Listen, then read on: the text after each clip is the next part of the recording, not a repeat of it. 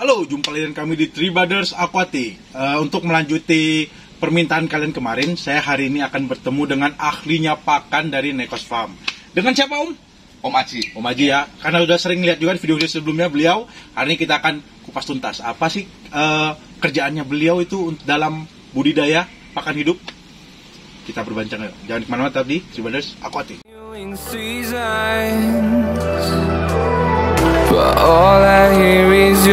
Oke Om, saya mau nanya-nanya. Sebelumnya ini Om Aji main di pakan hidup udah berapa lama sih?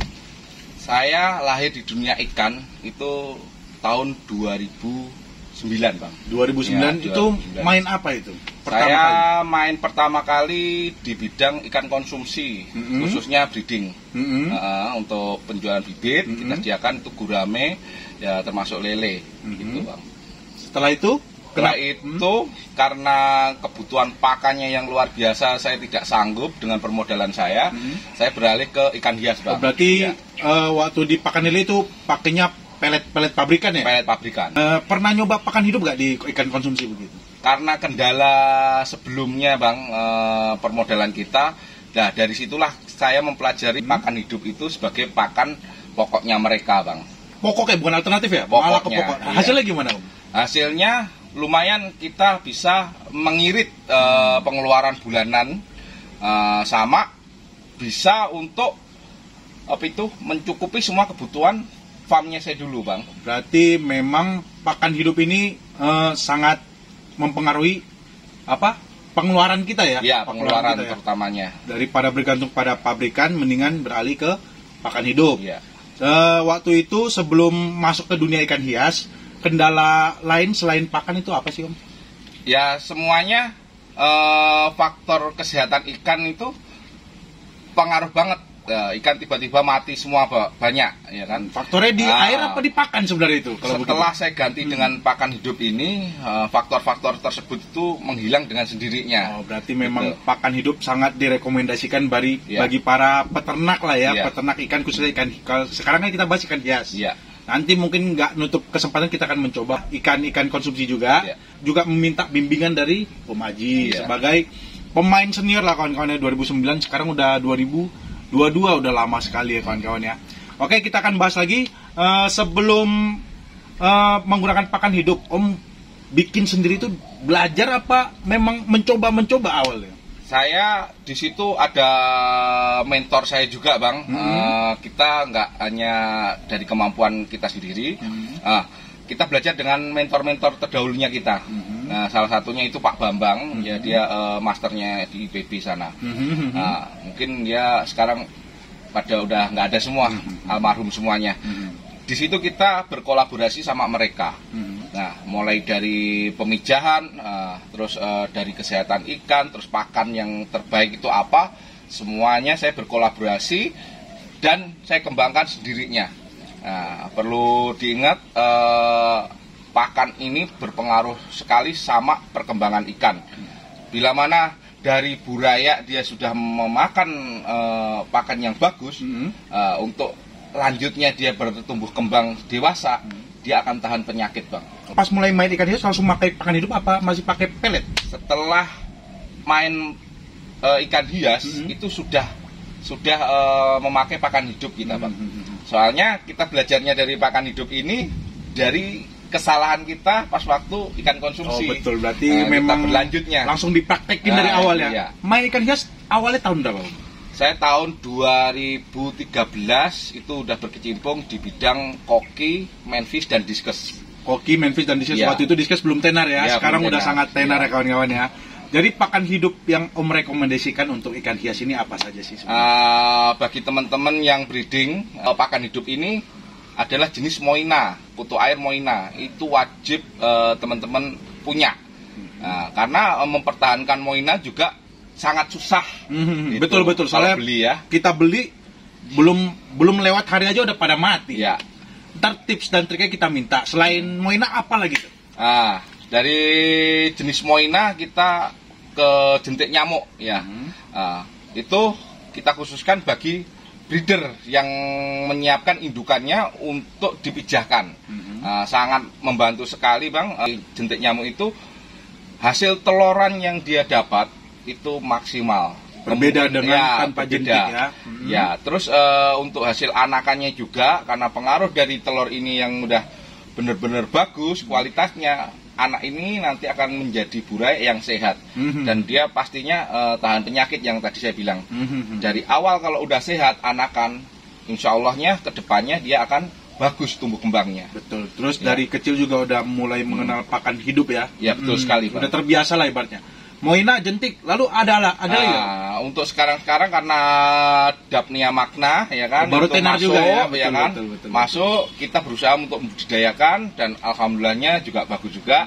Mungkin kan kita sama Bang Robin ini berkolaborasi ya, udah hampir 2 tahun Bang ya. Betul. Nah, kita di Gunung Sindur itu mengembangkan Daphnia magna dan hasilnya pun juga nggak mengecewakan kawan-kawan. Betul. Cuman jeleknya DM ini tidak bisa langsung ke burayak ya, karena ukuran ya Om. Ukuran. Jadi direkomendasikan pertama sebelum kita memijah memberikan pakan jentik dahulu ya ke indukan ikan, kemudian setelah menetas dilanjutkan dengan pemberian moina. Tapi kalau kawan-kawan merasa kesulitan menemukan moina, bisa menggunakan Artemia dulu selama 7 hari ya Om. Kalau Artemia yang saya gunakan buraya itu seperti diskus ya. Betul. Diskus itu tidak bisa langsung makan ke moina. Otomatis saya kasih Artemia ini selama 2 atau 3 hari. Itu cukup ya Om? Cukup, baru kita sambung, kita cek dulu, bisa nggak dia masuk ke diskus moina ini, masuk, baru kita ambil. Berarti caranya pemberian sedikit-sedikit dulu ya, dikejar apa enggak, kalau udah kejar, bisa langsung diangkat ya anaknya ya? Iya, langsung dimandirikan dengan pakan moina ini. Dari jadi jentik, moina, dan Daphnia magna itu cukup nggak untuk menjaga ikan sampai dewasa? Kalau untuk ikan konsumsi jelas tidak, ya kan. Itu ikan hias misalnya? Kalau untuk ikan hias kemungkinan besar bisa mencukupi kebutuhan dari mulai dia menetas sampai dia dewasa, itu bisa. Jadi tanpa pelet ya? Tanpa pelet. Full pakan alami bisa dan aman. Terus pakan alami ini memberikan manfaat apa lagi? Kalau kita bisa membuat pakan hidup ini kontinuitasnya ada, menjaga kontinuitasnya, kita kasih harian mereka itu di vlog ini tercukupi lagi untuk besoknya lagi. Nah itu yang kita kejar di situnya untuk tidak banyak mengeluarkan uang keluarnya. Jatuhnya lebih hemat ya Om. Hemat. Untuk bagaimana cara menjaga pakan hidup ini biar awet, dan kalau bisa mereka beranak pinak di media yang kita sediakan ya. Akan kita bahas langsung dengan pakar kita, ahli pakan dari Nekos Farm, Om Haji. Jangan kemana-mana, tetap di Tribaders Aquatic. Oke, selanjutnya kita akan bahas dengan Om Haji bagaimana sih caranya menjaga dan menyediakan terus-menerus pakan hidup ini. Ya. Salah satu kuncinya apa itu Om? Kita bisa mengukur ya kebutuhannya pakan untuk ternak kalian. Contohnya berapa ekor, berapa yang harus perlu disediakan untuk buraya, indukan atau ke pembesarannya. Betul. Nih, contoh salah satunya kita lihat spirulina kita yang kita kultur sendiri ya. Ini kita dua vlog ini itu spirulina. Nah, ini kita cuma pemakainya 1 sendok atau 2 sendok ini udah berkapasitas 2 sendok atau 3 sendok kawan-kawan. Nah, kita langsung kasihkan ke DM nih. Nah, ini kolam Daphnia ya Om ya? Ini kolam Daphnia. Daphnianya bentuknya kayak gimana Om? Coba ya, kita kasih lihat. Kita lihat ya.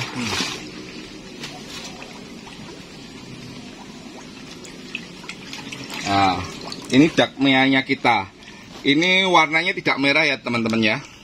Nah, ini agak kehijau-hijauan kehitaman karena dia mengkonsumsi spirulinanya. Ini berarti full spirulina yang di sini ya? Full spirulina untuk pakannya.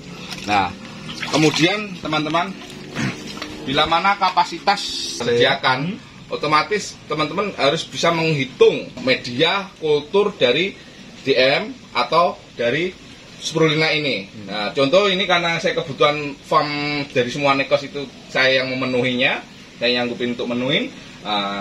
Kita menggunakan 2 vlog ini karena kapasitas besar ya yang kita gunakan. Kalau teman-teman hanya 1 akuarium misalnya atau sampai 10 akuarium, itu kita bisa memakai media botol mineral tadi untuk kulturnya spirulina. Dan untuk DM ini kita bisa pakai ukuran 1 meter kali 2 meter udah cukup untuk memenuhinya. Kalau di bak misalnya ember jentik begini, coba dilihat Gabak ini untuk memenuhi 1 sampai 10 akuarium atau indukan yang ada di situ. Ya. Kalau memang lebih dari 10 kita menggunakan vlog itu teman-teman ya. Itu yang pojok itu jentik semuanya ya. Siklusnya dari jentik tersebut itu antara 4-5 hari baru bisa digunakan, Bang. Oh, berarti dia dari dia bertelur sampai dia bentuk jentik membutuhkan waktu 4-5 hari. Makanya disediakan beberapa media ya, Om. Ya. Bisa teman-teman bisa menggunakan metode cabut telur ya. Dimana jentik itu banyak, di situ dia nelor, ambil telurnya, terus kasih satu media yang udah di blender sama spirulina, yang seperti video yang kemarin itu kita udah rilis. Nah, itu sangat bagus sekali teman-teman. Nah, kebutuhan pakan tersebut wajib dipenuhi sesuai dengan kapasitas masing-masing. Karena kalau kita pakai pakan pelet khususnya, kalau kita kasih kebanyakan merusak air. Kalau pakan hidup ngasih kebanyakan aman ya, Om? Aman sekali. Karena dia akan hidup sampai beberapa hari ke depan ya. Bagaimana cara menyimpan Moina yang kita beli biar awet itu gimana sih caranya? Ada tipsnya nggak, Om? Saya akan bagi tips. Caranya teman-teman, kita gunakan bak yang tadi hitam itu, bak ember ya. Bak ember itu kita tebar di situ yang udah dikasih blenderan dari spirulina tersebut, teman-teman. Jadi kawan-kawan, untuk menjaga Moina agar tetap bertahan hidup, minimal kalian harus memberi dia pakan. Dan di sini di farm Nekos ini selalu diberi pakan dengan sel spirulina hidup yang di blender dahulu ya, karena mulut Moina itu sangat kecil. Jadi kalau nggak di blender dia akan tidak bisa dimakan. Kawan-kawan, setelah perbincangan singkat tadi, kita selanjutnya akan mengupas tuntas bagaimana sih caranya mendatangkan jentik, menjaga Moina, budidaya Daphnia, dan budidaya jenis-jenis pakan hidup lainnya dengan ahli pakan kita tadi, dengan Om Haji. Tetap bagi kalian para penonton yang baru bergabung dengan kami, jangan lupa diklik subscribe dan bunyikan loncengnya ya kawan-kawan ya, karena kita akan bahas kupas tuntas full pakan hidup ini yang sangat bermanfaat bagi ikan hias kita. Oke Om Haji, sebelum penutupan, ada gak nasihat untuk para subscriber kita, khususnya anak muda zaman now nih sekarang? Pesan-pesan saya untuk kawan-kawan semuanya, semua tekniknya orang itu berbeda-beda, tidak bisa kita samakan teman-teman. Tapi alangkah baiknya mencoba itu adalah jalan satu-satunya untuk tahu hasilnya. Nah, setiap mencoba pastinya ada kesalahan. Nah, selalulah mencatat ya, selalulah mencatat apa yang kita lakukan untuk mengevaluasi semua kesalahan yang kita nanti akan dapat. Pastinya tidak akan 100% Bang. Tapi dengan adanya catatan tersebut, teman-teman bisa tahu kesalahan apa, perlakuan apa yang harus kita lakukan untuk rawatan kita semuanya. Itu aja teman-teman. Berarti harus belajar dari kesalahan ya kawan-kawan ya. Oke, selanjutnya kita akan kupas tuntas lagi. Jangan kemana-mana, tetap di Three Brothers Aquatic. But all I hear is your voice. I know my limits, you can break me down, but I'll stay till the finish line. And I've been counting minutes.